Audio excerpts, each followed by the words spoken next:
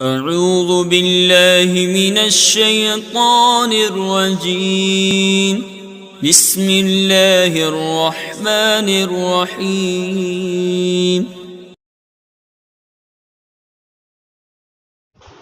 بسم اللہ الرحمن الرحیم۔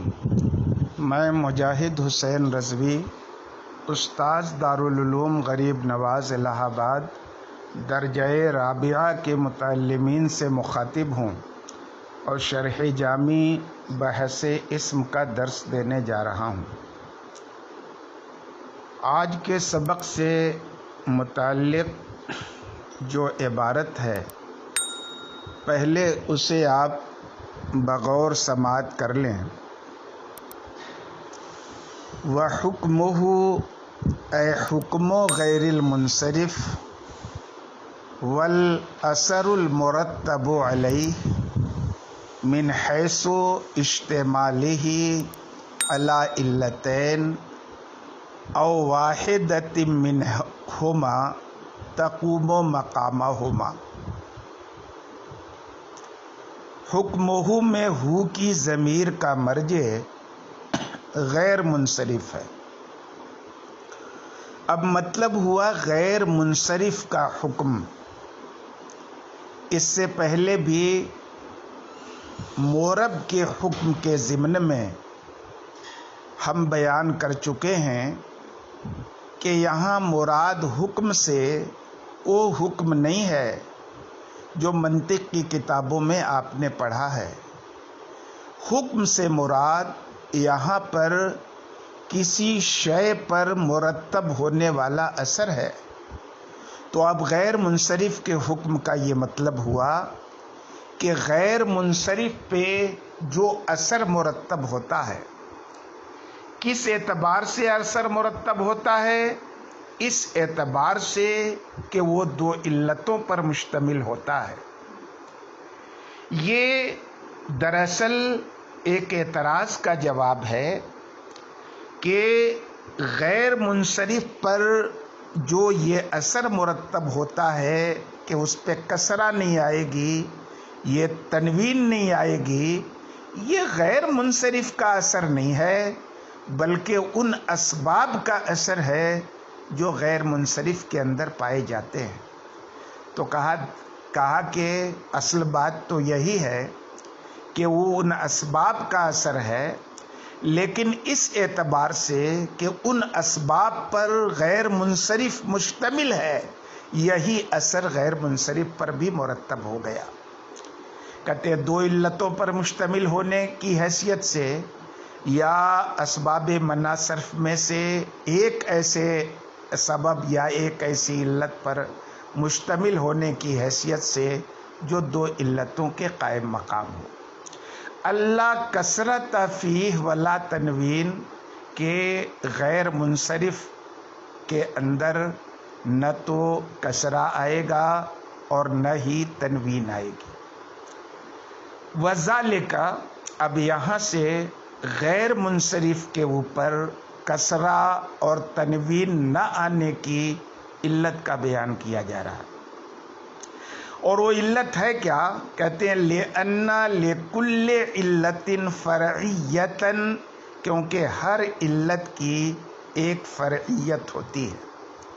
تو جب اسم کے اندر دو علتیں پائی جائیں گی تو اسم کے اندر دو فرعیتوں کا حصول ہو جائے گا، اور جب دو فرعیتوں کا حصول ہو جائے گا تو فعل کے مشابہ ہو جائے گا۔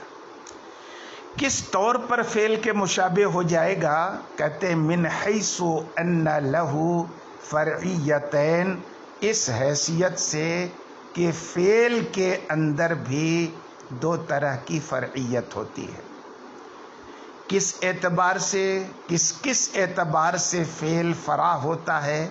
کہتے ہیں نمبر ایک افتقارہ الی الفاعل، فعل کا فاعل کی طرف محتاج ہونا، کہ اس وقت تک فعل کا وجود ہو ہی نہیں سکتا جب تک کہ نسبت الی فاعل ما نہ ہو۔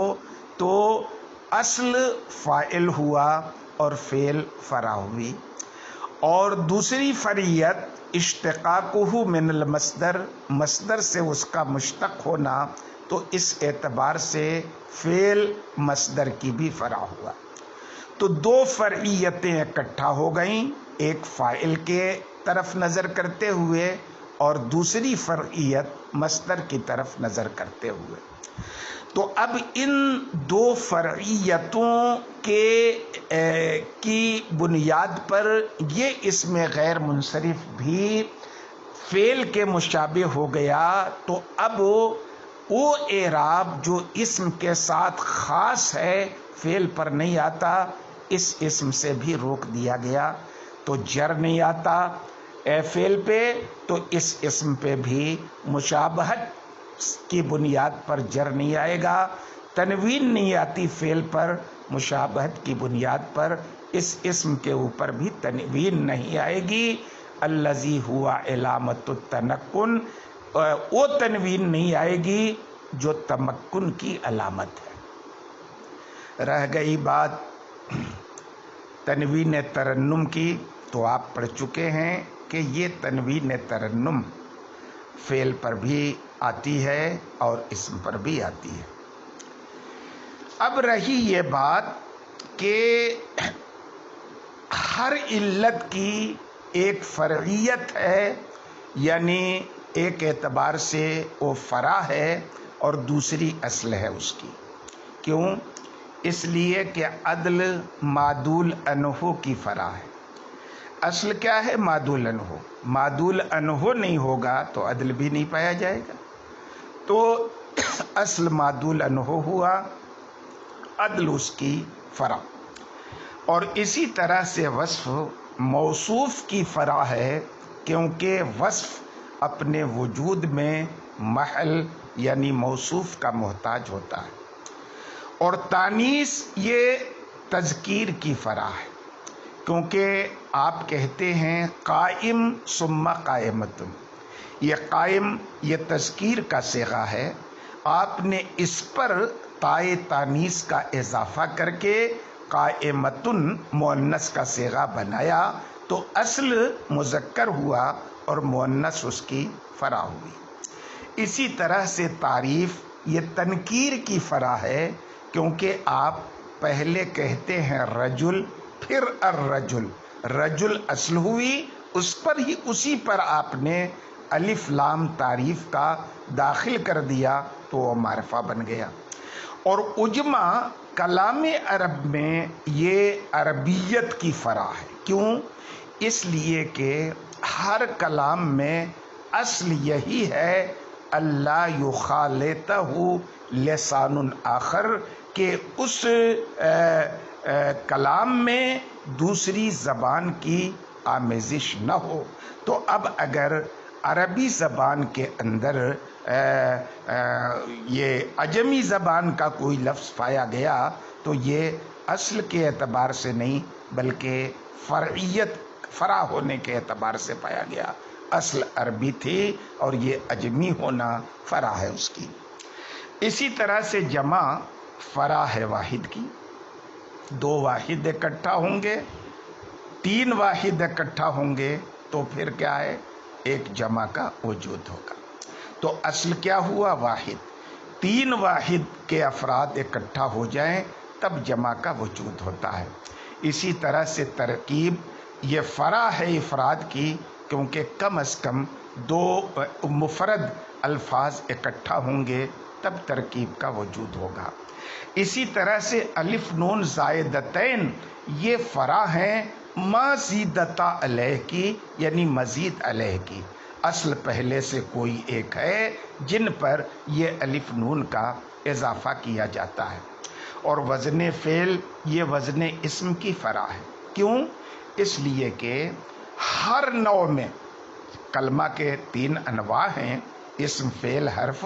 ہر نوع میں اصل یہی ہے کہ اس نوع کے ساتھ جو وزن مختص ہے دوسری نوع میں وہ نہ پایا جائے. اب اگر دوسری نوع میں وہ وزن مخصوص پایا جاتا ہے تو ظاہر ہے اصل کے بطور نہیں پایا جائے گا بلکہ بطور فرع پایا جائے گا۔ کہتے ہیں فیضا وجد فی حاضل وزن کانا فرعا لوزنہ الاصلی، تو اب اگر کسی نوع کے اندر یہ والا وزن جو دوسرے کے ساتھ خاص ہے پایا جائے تو اس کے اپنے وزن اصلی کی وہ فرع بنے گا۔ یہ آج کے سبق میں غیر منصرف کے حکم کا تفصیلی بیان تھا، اور اس حکم کا سبب کیا ہے، یعنی آخر اس میں غیر منصرف پر یہ اثر کیوں مرتب ہوتا ہے کہ اس پہ کسرہ نہیں آتا، تنوین نہیں آتی، تفصیل سے آپ نے وہ سماعت فرمایا۔